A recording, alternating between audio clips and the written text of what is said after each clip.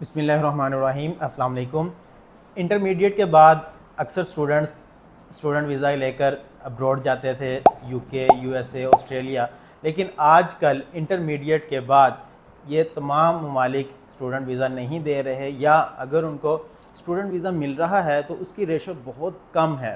तो अगर students intermediate के बाद फ़ौरन जाना चाहते हैं स्टूडेंट वीज़ा लेकर, तो उनके लिए क्या ऑप्शंस हैं, और एक सबसे अहम सवाल कि कितनी कॉस्ट आती है अगर हम स्टूडेंट वीज़ा लेकर किसी यूरोपियन कंट्री से अपनी ग्रेजुएशन की डिग्री लेते हैं और उन्हीं चार्जेस में हमें पाकिस्तान से डिग्री मिल रही है। बाज़ दफ़ा जो पाकिस्तान में प्राइवेट यूनिवर्सिटीज़ डिग्री ऑफ़र कर रही होती हैं उनकी कॉस्ट बहुत ज़्यादा हो जाती है एज़ कम्पेयर टू हम किसी फ़ॉरेन कंट्री से अपनी ग्रेजुएशन कंप्लीट करते हैं। तो आज हमें टाइम दिया है एक्सपर्ट कंसल्टेंट आईवाइज एजुकेशन के CEO sir doctor Hammad Naeem ने। सर से हम पूछेंगे, सर पिछले 15 साल से एजुकेशन की सर्विसेज दे रहे हैं, कंसल्टेंसी सर्विसेज दे रहे हैं। तो सर सबसे पहले तो आपका शुक्रिया।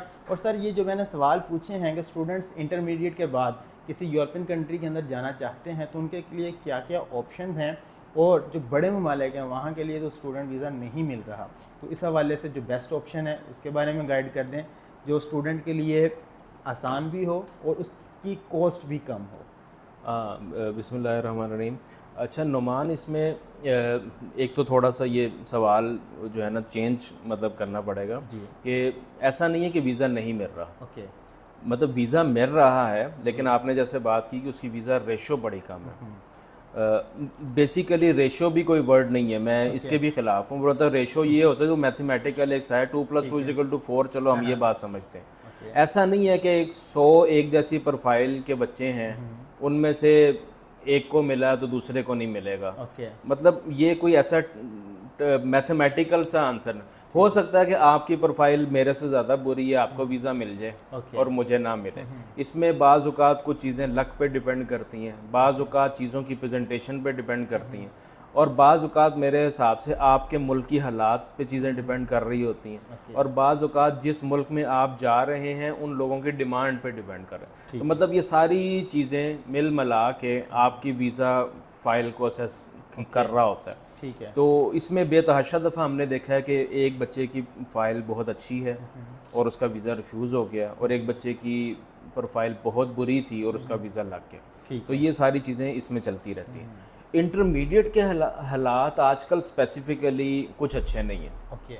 एक तो ये है कि जिन मुल्कों में अगर वो वीज़ा के लिए अप्लाई करते हैं, बड़े मुल्क जैसे यूएसए, कनाडा, ऑस्ट्रेलिया, तो थोड़ा सा भी गैप उनकी स्टडी में आ जाए। वैसे फॉर एग्जांपल अभी जो 2023 के पास आउट हैं उनको अभी तकरीबन 8-9 महीने गुजर चुके हैं, तो ये एक गैप की शक्ल इख्तियार कर जाएगी ये चीज़। अब एक बच्चे ने प्लान किया है कि मैंने फ़ॉरेन स्टडी के लिए जाना है, और वो इंटरमीडिएट के रिज़ल्ट आने के बाद अगर आइल्स की प्रिपरेशन शुरू करता है तो वो 2-3 महीने आइल्स की प्रिपरेशन करता है, फिर उसका रिज़ल्ट आता है, फिर वो कंट्री चूज़ करता है, फिर वो एप्लीकेशन फॉरवर्ड करता है, उसको ऑफ़र लेटर आता है, उसकी कंडीशंस को पूरा करता है, मतलब एक टाइम आ जाए, उतनी देर में उसका 1 साल का गैप बन जाता है। तो देन फिर या तो वो को फ्रॉड डॉक्यूमेंट लगा के उस गैप को पूरा करता है, और अगर सही बात करे, जेन्युइन बात करे, तो वो कहते हैं जी गैप है। तो ये सारे प्रॉब्लम्स इंटरमीडिएट वाले बच्चों के लिए ज़्यादा हुए हैं आजकल। मास्टर्स के बच्चों को ऐसा इशू नहीं है, जिन्होंने बैचलर्स किया है अगर गैप है भी तो वो ऑलरेडी जॉब कर रहे होते हैं चीज़ें। इंटर के बाद नॉर्मली बच्चे जॉब नहीं कर रहे होते, ठीक है, तो उनको आगे फ़ौरन ही स्टडी कंटिन्यू करनी है।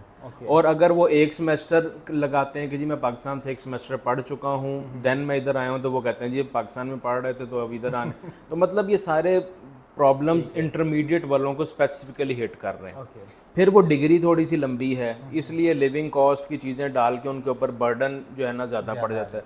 जैसे हम ऑस्ट्रेलिया की बात करें तो वो तो चलो 1 साल का लिविंग और 1 साल की फ़ीस ही मांगते हैं। आप जो है ना आयरलैंड की बात करें तो वो अगर 3 साल की डिग्री है तो वो 3 साल की लिविंग कॉस्ट और 3 साल की फ़ीस की टोटल डिमांड आपसे बैंक स्टेटमेंट की मद में कर रहे होते हैं, तो वो बहुत ज़्यादा अमाउंट के लिहाज से, फाइनेंशियल्स के लिहाज से बहुत स्ट्रिक्ट हो जाता है। ऑस्ट्रेलिया इसलिए वीज़ा नहीं दे रहा कि वो कहता है जी फाइनेंशियल क्राइसिस आपके मुल्क में ज़्यादा चल रहे हैं इस वक्त इकनॉमिकली, आप जो है ना वो स्टेबल नहीं हैं, और पॉलिटिकल क्राइसिस आपके मुल्क में है, ये चीज़ें आपके ऊपर लगा के एक माइग्रेशन एक्ट के तहत आपको रिफ्यूज़ कर देता है। यूएसए के अंदर एक इंटरव्यू है, बच्चे ने फिज़िकली प्रेजेंट होना है वीज़ा ऑफिसर के सामने और उसने उसका इंटरव्यू लेना है। ठीक है। तो उसके लिए अगर आपकी कम्युनिकेशन स्किल्स बहुत अच्छी हैं, आपका बैकग्राउंड बहुत अच्छा है, फाइनेंशियल्स आपके बड़े स्ट्रॉन्ग है, देन तो आप उसको क्लियर कर लेते हैं। अदरवाइज़ उसमें भी, और अभी भी हम तकरीबन पिछले 5-6 महीने के लिहाज से देखें तो बहुत ज़्यादा रिफ्यूज़ल्स वहाँ पे आ रहे हैं। Okay. कनाडा के लिहाज से ये प्लस कनाडा ने 20,000 कैनेडियन डॉलर ब्लॉक अकाउंट में करने की वजह से बच्चों की जो कॉस्ट है वो अराउंड 8 मिलियन के करीब चली जाती। तो ये एक बहुत बड़ा जो है ना वो ड्रॉबैक है सारी सूरत हाल में। देन फिर ऑप्शन आती है आके भाई यूके की। तो यूके में बच्चों से लिविंग कॉस्ट पूरी नहीं होती कि उनके ऊपर फीस का एक बर्डन आ जाता है। मतलब on an average 8,000 after 6 month अगर आपको पाउंड्स जो है ना वो यूनिवर्सिटी को देने हैं, फिर अपनी लिविंग कॉस्ट भी पूरी करनी है, तो और स्टडी भी करनी है, तो फिर कमाएंगे कैसे और खर्चा। तो वो लोग ही कर सकते हैं जिनके पास हर 6 महीने के बाद 25 से 30 लाख का बैकअप है। फिर हमारे पास यूरोप की ऑप्शन आती है, उसमें आयरलैंड जैसे मैंने जिक्र किया, वहाँ पे अगर आपके पास 6 मंथ पुरानी कम से कम 1.5 करोड़ रुपए की बैंक स्टेटमेंट है, देन आप अप्लाई कर सकते हैं। अगर आप अप्लाई करते भी हैं तो वीज़ा रेशो के लिहाज से अगर देखें तो इस वक्त 10 to 15% चल रही, मतलब आपके पास 80% चांस है कि आपका वीज़ा रिफ्यूज़ हो सकता है।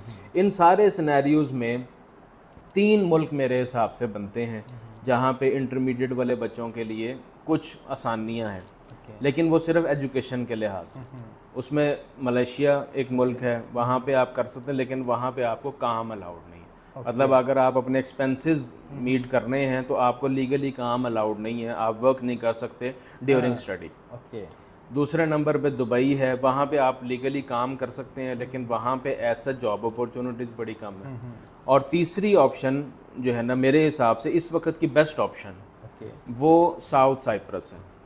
देखिए साइप्रस के 2 पार्ट्स हैं, एक नॉर्थ साइड है जो कि टर्की के अंडर आता है, वहाँ पे लीरा चलता है। मैं उसकी बिल्कुल भी बात नहीं कर रहा, लोग इसको मिक्स कर देते हैं। ठीक है। मैं नॉर्थ की बजाय साउथ साइप्रस की बात कर रहा हूँ, जिसको यूरोपियन साइप्रस या ग्रीक साइप्रस भी कहते हैं। यहाँ पे यूरो चलता है, ठीक है। शेंजन की अपकमिंग लिस्ट में शामिल है, और यहाँ पे लिविंग कॉस्ट सबसे कम है पूरे यूरोप में, और रिक्वायरमेंट्स भी सबसे कम है। मतलब जस्ट 5 बैंड्स अगर आपके आइल्स में है, इवन 4 भी हैं, आप फिर भी जा सकते हैं। ठीक है। अगर आपने पीटी में 43 स्कोर भी लिया हुआ है तब भी जा सकते हैं। ठीक है। अगर आपके पास टॉफिल आईबीटी है तब भी आप जा सकते हैं, पासवर्ड टेस्ट है तब भी आप जा सकते हैं। इंग्लिश लैंग्वेज के लोग कोई भी इंग्लिश का प्रोफेशनल कोई भी नहीं, लेकिन ये 3-4 जो मैंने जिक्र किए हैं आप उन पे की बेस पे जा सकते हैं। आपको लास्ट डिग्री में जस्ट 50% मार्क्स चाहिए। ठीक है। मैट्रिक का बच्चा भी जा सकता है, मतलब उसके अगर 50% मार्क्स और वो विदाउट इंग्लिश लैंग्वेज टेस्ट जा सकता है। अच्छा। तो ये ऑप्शन है। फिर आप अगर बात करें इंटरमीडिएट के बच्चे के लिए तो उसके 50% मार्क्स हैं, 5 बैंड आइल्स में है, वो जा सकता है। गैप भी एक्सेप्टेबल है, मतलब 2-4 साल नहीं, 10-12 साल का।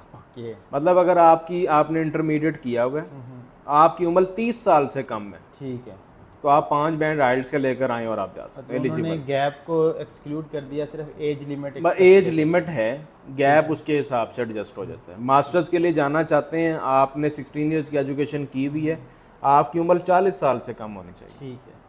तो ये बेतहाशा ऑप्शंस वेरिएशन के साथ, गैप एक्सेप्टेबल, और जनाब आइल्स की मिनिमम रिक्वायरमेंट, जो आपका स्कोर है उसकी minimum requirement, plus living cost इतना कम होना, प्लस जॉब अपॉर्चुनिटीज़ जो मोस्ट इम्पॉर्टेंट है। जॉब अपॉर्चुनिटीज़ बेतहाशा हैं। ठीक है। मतलब जाते साथ ही बच्चा नॉर्मली 7 to 1200 यूरोज इजीली कमा रहा होता है। और सर इसमें पार्ट टाइम जॉब ड्यूरेशन कितनी है? हाँ, पार्ट टाइम आप 25 आवर्स जो है ना वो कर सकते हैं, 20 to 25 hours in a week.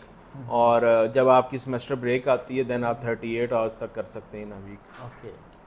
Hospitality यहाँ की मेजर समझे कि एक्सट्रीम है।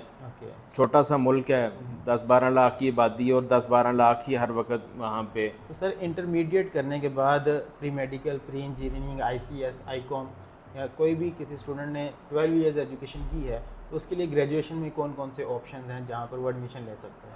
हाँ, ये भी बाकी ममालिक की तरह आपके इंटरमीडिएट को जो पाकिस्तान से हम करते हैं उसको ईयर 12 भी कंसिडर करते हैं। 12 इयर्स एजुकेशन कंसिडर करते हैं, स्पेशलाइजेशन में नहीं जाते हैं। मतलब आपने इवन FA भी किया हुआ है, आप मेडिकल फील्ड चूज़ कर सकते हैं वहाँ। ओके। मेडिकल में सबसे बेहतरीन कोर्स वहाँ पे नर्सिंग का चल रहा है, नर्सिंग अवेलेबल है। और नर्सिंग के लिहाज से अगर आप देखा जाए तो पाकिस्तान में जो प्राइवेट इंस्टीट्यूट नर्सिंग करवा रहे हैं उनसे शायद सस्ती कॉस्ट में आप वहाँ पे नर्सिंग कर सकते हैं। और बड़ा अच्छा मतलब एक इंटरनेशनल लेवल की आप डिग्री ले रहे होते हैं, यूरोपियन या UK क्वालिफिकेशन आप ले रहे होते हैं। ठीक है। और उसकी डिमांड भी बहुत ज़्यादा है। नर्सिंग वाले कोर्स में आफ्टर अ ईयर आपको जॉब की कंफर्मेशन भी मिल जाती है वहीं पे ही। ओके। इसी तरह आप हॉस्पिटैलिटी वाला कोई भी कोर्स ले सकते हैं, होटल मैनेजमेंट ले सकते हैं, इस तरह के कोर्सेज हैं। फिर आप बिज़नेस लेवल के कोर्सेज ले सकते हैं, BBA कर सकते हैं, उसमें HR बाकी जितने भी इंटरनेशनल लॉ कर सकते हैं आप वहाँ पे। LLB कर सकते हैं, LLB ऑलरेडी किया हुआ तो LLM कर सकते हैं। ये सारी ऑप्शंस मौजूद हैं। तो मतलब वैरायटी ऑफ IT से relevant cyber security, artificial intelligence, तमाम कोर्सेज वहाँ पे आपके लिए अवेलेबल है। कोई भी आपने FA किया हुआ, FA किया हुआ, ICS किया हुआ, FSC, pre medical, pre engineering, ICOM, कुछ भी 12 ईयर एजुकेशन आपके पास है, 30 साल से कम उम्र है और 5 बैंड आइल्स हैं, आप कुछ भी कर सकते हैं। सर आपने यहाँ पर एक बड़ा इंटरेस्टिंग गाइड कर दिया कि वहाँ पर जॉब अपॉर्चुनिटीज़ हैं और इजीली 1200 अराउंड वो अर्निंग कर सकता है। तो ये तो एक अर्निंग का एक बेहतरीन आपने सोर्स भी बता दिया। तो यहाँ पर लिविंग कॉस्ट कितनी आ रही है और स्टूडेंट को जाने के लिए इनिशियली कितनी इन्वेस्टमेंट उसके पास होनी चाहिए? हाँ, इनिशियली अगर हम इन्वेस्टमेंट की बात करें तो हम जो एक मुकम्मल पैकेज जिसमें इंक्लूडिंग ईच एंड एवरीथिंग शामिल है आफ्टर सेल सर्विसेज के साथ, मतलब वहाँ पे आपको एयरपोर्ट पिक एंड ड्रॉप, फिर आपके लिए रहाइश का अरेंजमेंट और आपके लिए बैंक अकाउंट ओपनिंग और TRC एप्लीकेशन के तमाम अखराजात के साथ आपकी medical insurance, each and everything included, आपके लिए driving licence within 1 month बनवाना, ये सारी चीज़ें हम इसकी टोटल कॉस्ट 25 लाख चार्ज कर रहे हैं। ओके। ठीक है जी। अब ये तो हो गई कॉस्ट की हद तक बात। बाकी वहाँ पे जाके कमाने के लिहाज से या लिविंग कॉस्ट के लिहाज से, लिविंग कॉस्ट वहाँ पे जब आप शेयरिंग बेसिस पे रह रहे हैं तो मैक्सिमम आपकी कॉस्ट आती है 250 यूरोस पर मंथ। नॉर्मली आप इससे ज़्यादा नहीं, इसमें आपकी रेंट शामिल है। तकरीबन 150 से लेकर 220 यूरो तक आपको शेयरिंग पे रेंट पे कमरा मिल जाता है। और 35 से 40 से 50 यूरो के दरमियान आपका मंथली राशन आ जाता है। ठीक है। और उसमें बच्चे सारे मिल के अपना खाना जो भी बना के, और उसके बाद आप देखें जब आप कहें कि जी मैंने आउटिंग बाहर से खाने फिर तो ये 250 यूरो आपका शायद एक दिन में लग जाए, लेकिन जब आप बाहर जाते हैं और इस तरह सारे मैनेज करते हैं तो ये इतने बजट में आपका इजीली हो जाता है। हॉस्पिटैलिटी में एक वहाँ पे कोर्स है शिपिंग का, शिपिंग एंड लॉजिस्टिक्स का। इस कोर्स में आपको पेड इंटर्नशिप कॉलेज खुद प्रोवाइड कर रहा होता है। मतलब ड्यूरिंग स्टडी आपका स्टडी का पार्ट है कि आपने किसी भी लग्जरी होटल में जाके काम करना है और आपको कॉलेज अराउंड 1000 यूरोज़ बल्कि 1100 यूरोज़ आपको फिक्स पे कर रहा होता है पर मंथ। और ये आपको 12 की बजाय 13 सैलरीज दे रहा होता है। एक सैलरी बोनस होती है साल की। इस लिहाज से देखा जाए, और टिप्स जो बच्चों को मिलती हैं नॉर्मली किसी भी लग्जरी होटल में, ये सारी चीज़ें इंक्लूड की जाएं तो अभी तक के मेरे एक्सपीरियंस के मुताबिक नॉर्मली बच्चे वहाँ पे 18,000 यूरोज़ पर एनम वो कमा रहे होते हैं नॉर्मली। अब ये कम भी हो सकते हैं, ज़्यादा भी हो सकते हैं, ये स्पेसिफाई नहीं मैं कर सकता हर बच्चा ही जाके कमा रहा होगा, क्योंकि हर बंदे ने अपने हिसाब से काम करना है। लेकिन अगर आप काम करने वाले हैं, आपके अंदर सेल्फ रिस्पेक्ट नाम की एज सच वो चीज़ नहीं, क्योंकि जाके आपने ऑड जॉब्स ही करनी है और आप चौधरी नहीं हैं कि जी मैं खुद नहीं कुछ करना, तो फिर तो आप ये सारी चीज़ें वेल कर सकते हैं। लेकिन अगर आप नहीं हैं तो आप इवन ऑस्ट्रेलिया भी चले जाएंगे, आपसे सर्वाइव नहीं होगा। काम करना पड़ेगा, काम करना, सर्वाइवल ऑफ द फिटेस्ट का प्रिंसिपल। बिल्कुल बिल्कुल ऐसा ही है। सर आपका बहुत बहुत शुक्रिया कि आपने इतनी डिटेल में इस हवाले से गाइड किया, और मैं उम्मीद करता हूं कि देखने वालों को, ख़ास तौर पर स्टूडेंट्स को और पेरेंट्स को इस वीडियो से बहुत ज़्यादा फ़ायदा होगा। आप कोई बात पूछना चाहते हैं तो आप कमेंट्स में पूछ सकते हैं। अपना फ़ीडबैक देना मत भूलिएगा। अपना और अपने प्यारों का बहुत सारा ख्याल रखें, दुआ में याद रखिएगा। अल्लाह हाफ़िज़। अल्लाह हाफ़िज़।